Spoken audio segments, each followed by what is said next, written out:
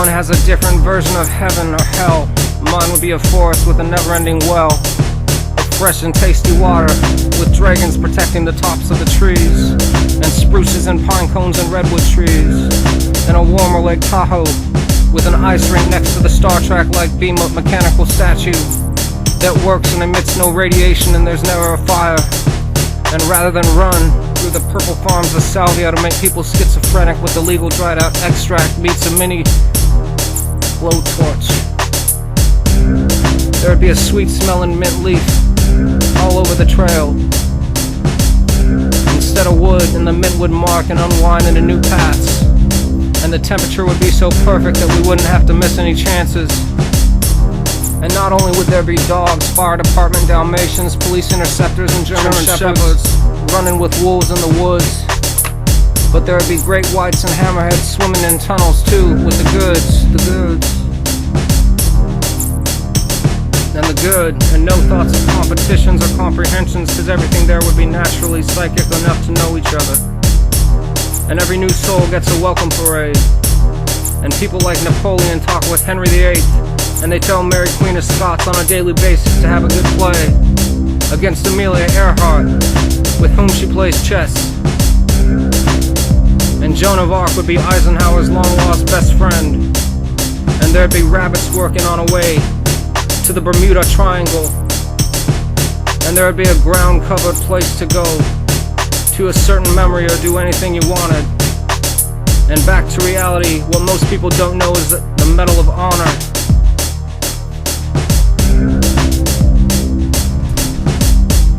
It's more than a decoration, but a way to preserve who's kept in the country strong and avoid evil empires. And it was a spectroscopic parallel to Reconstruction after the Civil War, on a much smaller level, the occasional comet trails like Hail Bop or Noble Work. A parrot named Outlaw flies by a rock dove's nest, and the white doves join in with the snakes to attest that the bald eagles flying side by side with the falcons, and the golden eagles leading the way to the fountains. The fountains remember good soldiers who risked their lives and died to help protect you and I, and our right to bear arms and sides. Like the 2nd Battalion, 503rd Infantry Regiment's Army Specialists, who saved a wounded soldier from being captured, and was the first living recipient since Vietnam happened, according to Wikipedia.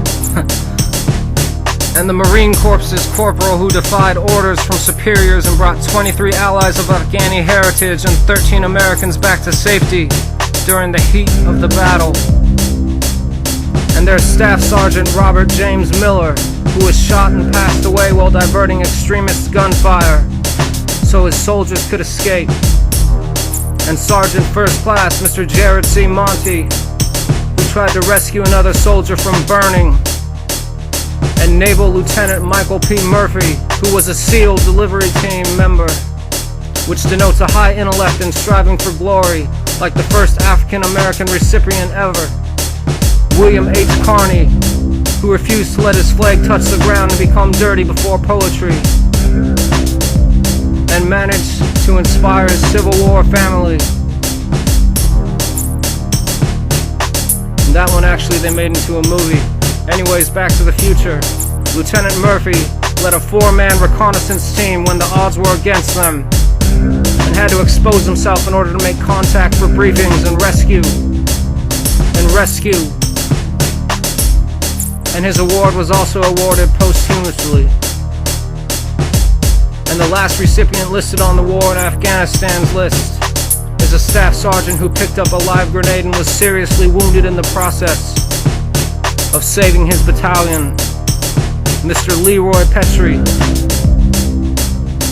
And there's also a fountain in New York City with a plethora of names cemented with history of firefighters and everyday citizens like you and I, and a place to remember the heroes and heroines of this time,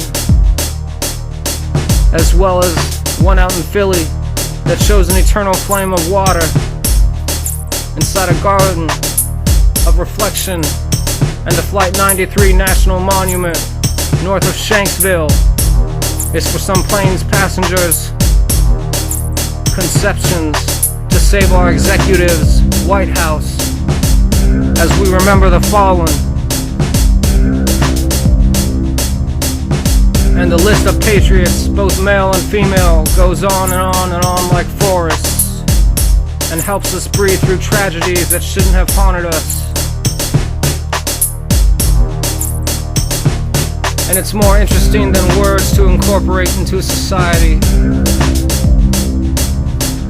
And it's as cool and as pure as the oldest living tree, and reminder of God in forests in every city in the world. It's like forests to help us clear any fearful thoughts. And it's a mighty humbling process, knowing that people care, and no one cares if they're trying to stall us from a time without war. It's all about where and how we try to resolve any terror from before that's preventing millions of babies from sleep. And the future is only what we allow it to be, and no one should have to hear this song for any fees, 'cause it's about the forests that preserve the free.